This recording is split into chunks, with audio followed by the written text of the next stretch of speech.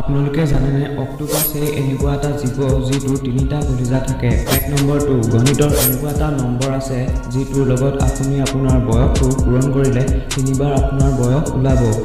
নম্বৰটো হ'ল 259 × 39 × আপোনাৰ বয়সটো।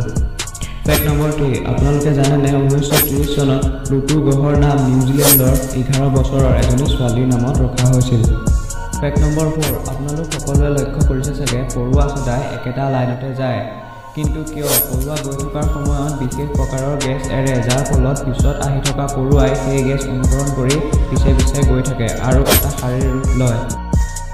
ফেক্ট নম্বৰ 5 আপোনালোকে জানে যে মানুহৰ শৰীৰৰ হৃদযন্ত্ৰটোৱে প্ৰায় 30 ফুট ওপৰলৈ তেজ পাম্প কৰিব পাৰে আৰু এই হৃদযন্ত্ৰটো 1 মিনিটত প্ৰায় 72 বাৰ স্পন্দন কৰি থাকে।